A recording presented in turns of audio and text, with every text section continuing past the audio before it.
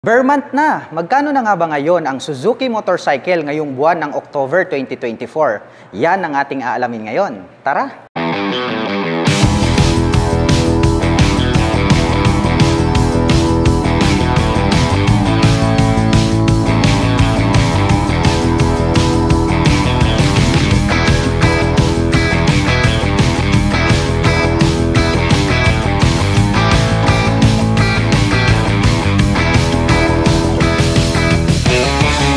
Pagpasok po natin dito sa kanilang pintuan, makikita po natin agad dito yung mga motorcycle ng Suzuki.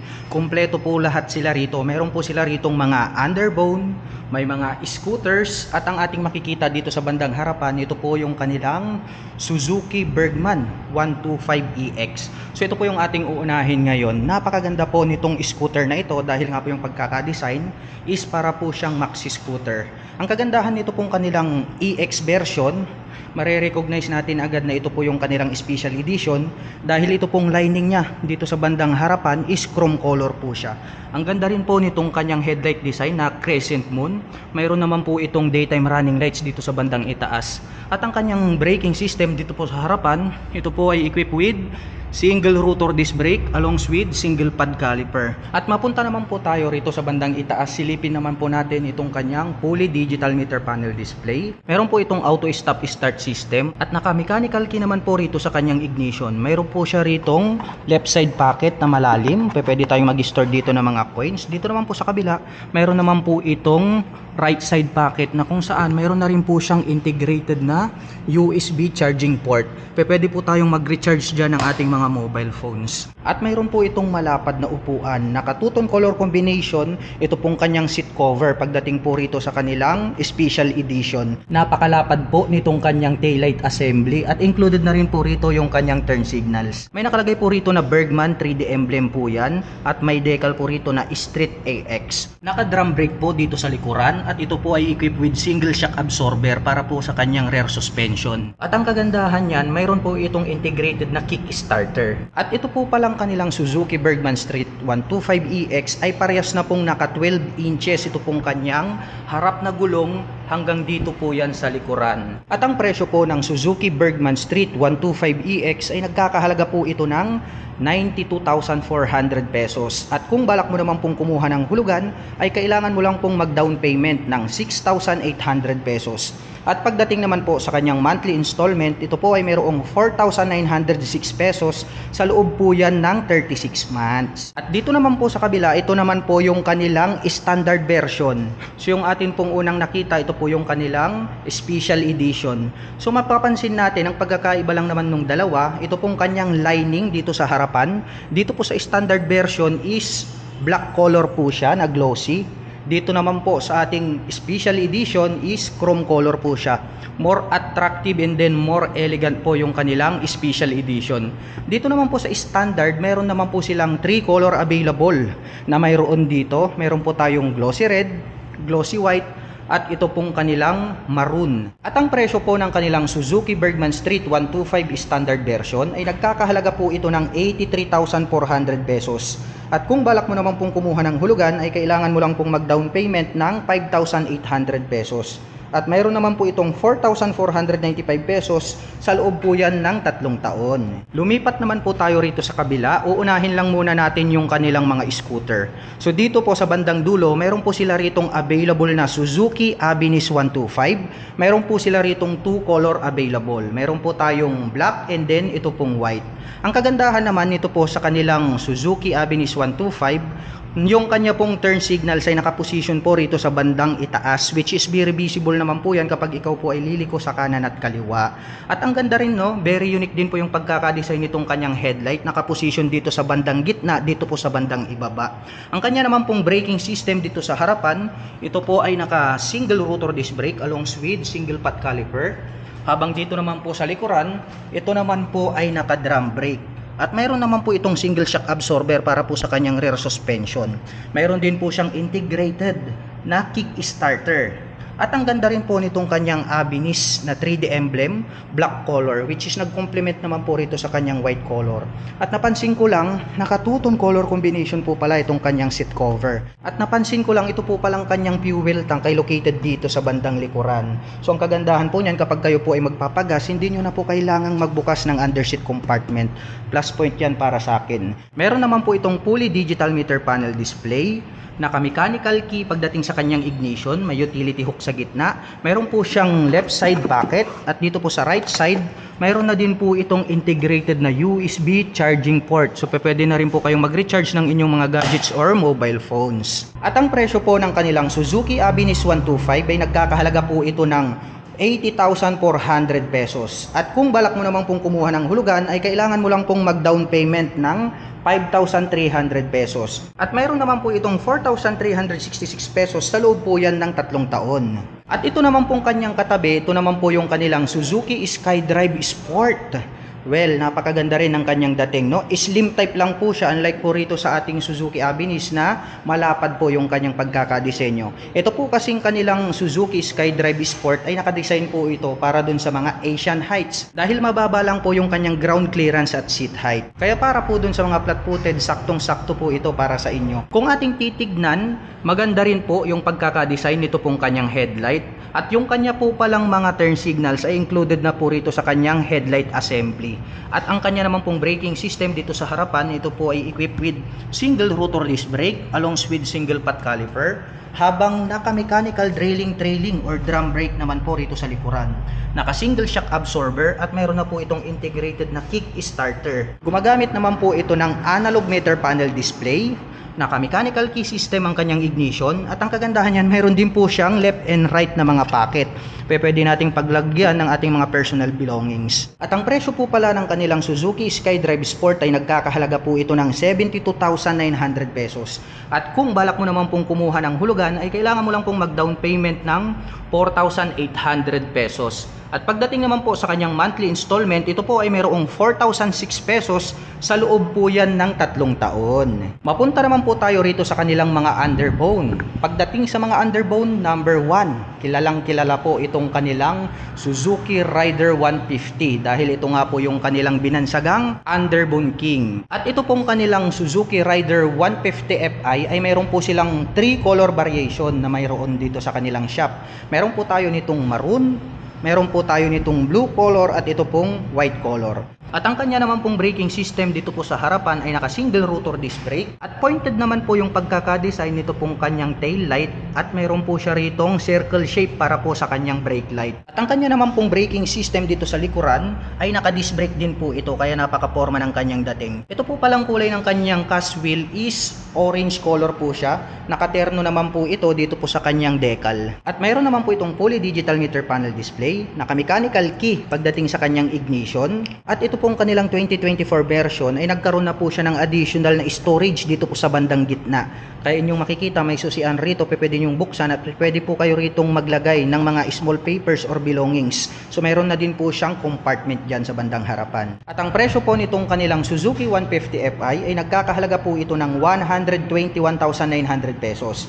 At kung balak mo naman pong kumuha ng hulugan ay kailangan mo lang pong mag-down payment ng 11,800 pesos. At pagdating naman po sa kanyang monthly installment, ito po ay mayroong 6,165 pesos sa loob po yan ng 36 months. At ito naman pong kanyang katabi, ito naman po yung kanilang Suzuki Rider 150 carburetor type. Papansin natin dito po sa kanilang Suzuki Rider 150 na carburetor type ay napaka-bulky po nito pong kanyang headlight design kung ikukumpara natin dito po sa Fi. So dito may i-specify natin yung pagkakaiba sa mukha pa lang. At mayroon po pala itong attractive na visor dito sa bandang harapan. Ayan, makikita natin red color, blue color. Kung ano po yung kanyang color body, yun po yung kanyang visor. At ang kanya naman pong braking system dito po sa harapan ay naka-single rotor disc brake. Hanggang dito po sa likuran, naka-disc brake din po yan. Kaya gaya ng sabi ko, napakaangas po ng dating nitong kanilang Suzuki Rider. Dahil kahit na yung carburetor at yung kanilang Fi ay the same lang din po silang naka-disc brake.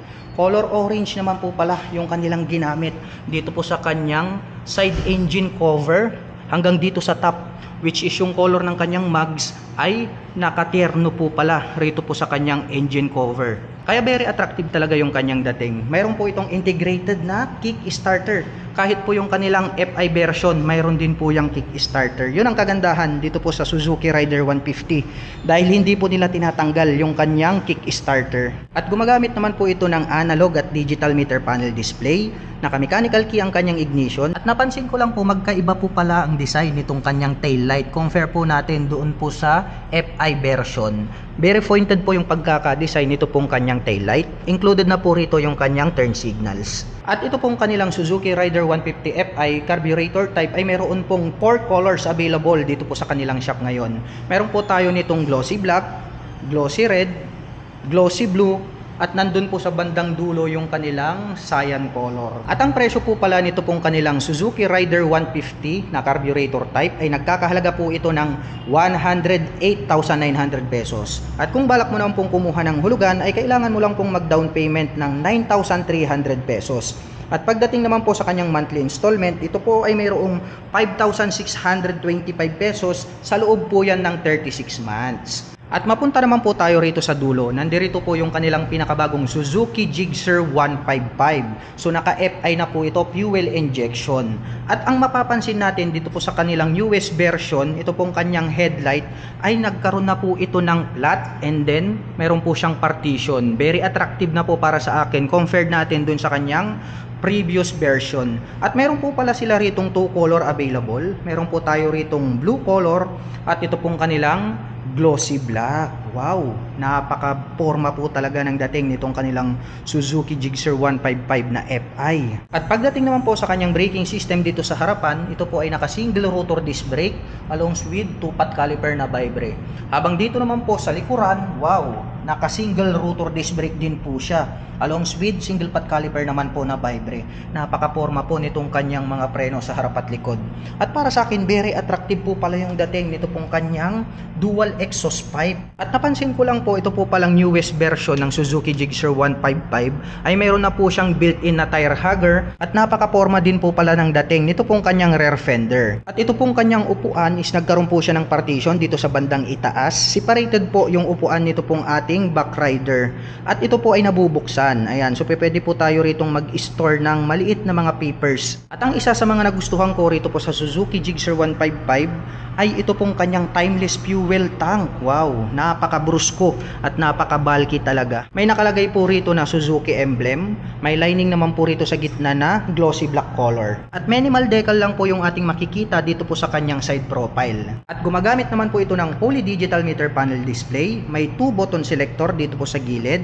Naka-mechanical key ang kanyang ignition at ito po ay naka-naked handlebar. Napaka-flawless po ng kanyang dating. At ang presyo po nito pong kanilang Suzuki Gixxer FI 155 ay nagkakahalaga po ito ng 104,900 pesos. At kung balak mo naman pong kumuha ng hulugan ay kailangan mo lang pong mag-down payment ng 11,800 pesos. At pagdating naman po sa kanyang monthly installment, ito po ay mayroong 5,291 pesos, sa loob po yan ng 36 months. At ito naman po yung kanilang Suzuki Smash carburetor type. Anyway, mayroon po pala itong 2 model variation. Dahil mayroon po sila ritong mags type with disc at mayroon naman po silang version na spokes type with drum brake. At lahat po ng aking babanggitin sa kanyang specs and features ay the same lang din po sila. Ngunit magkaiba po sila sa presyo. At ang kanya naman pong mga preno dito sa harapan, ito po ay naka single rotor disc brake along with single pot caliper na Nissin. Habang doon naman po sa likod, ito po ay naka drum brake. At ito pong kanilang Smash na carburetor type ay naka dual shock absorber sa likuran. At gumagamit naman po ito ng analog meter panel display, naka-mechanical key ang kanyang ignition, may integrated na kickstarter, at semi-automatic po ang motorcycle na ito. At kapag inyo pong bubuksan ito pong inyong upuan, nandirito po yung kanyang susian sa bandang likuran. At ito po pala ay merong enough na storage na pwede po nating paglagyan ng ating mga personal belongings. Nandirito na rin po yung kanyang fuel tank under the seat. At ang presyo po pala nito pong kanilang Suzuki Smash carburetor type na nakamags ay nagkakahalaga po ito ng 68,400 pesos. At kung balak mo naman pong kumuha ng hulugan ay kailangan mo lang pong mag-down payment ng 4,300 pesos. At mayroon naman po itong 3,801 pesos, sa loob po yan ng 36 months. Habang ang kanila naman pong Suzuki Smash carburetor spokes type ay nagkakahalaga naman po ito ng 63,400 pesos. At kung balak mo naman pong kumuha ng hulugan ay kailangan mo lang pong mag-down payment ng 4,300 pesos. At mayroon naman po itong 3,544 pesos sa loob po yan ng 36 months. Dito naman po sa kabila, ito naman po yung kanilang newest model na Suzuki Smash FI. Ito po ay naka-fuel injection. At mapapansin po natin, mayroon po itong 2 model variants gaya po nung kanilang carburetor type. Mayroon din po itong mags type with this. At mayroon din po silang version na spokes with drum brake.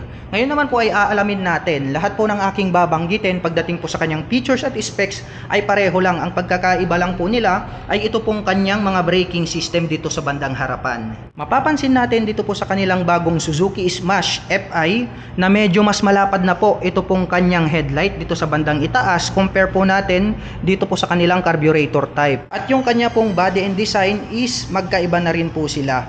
Medyo mas aggressive na po yung pagkakadesign nitong kanilang FI version. Kaya dyan po natin makikita kung yung ating mga users ay naka-FI ba or naka-carburetor type. At ito naman po ay naka-drum brake dito sa harapan with spokes. Habang ito naman pong isa ay naka-mags type naman po with disc. At pareho naman po silang naka-analog meter panel display.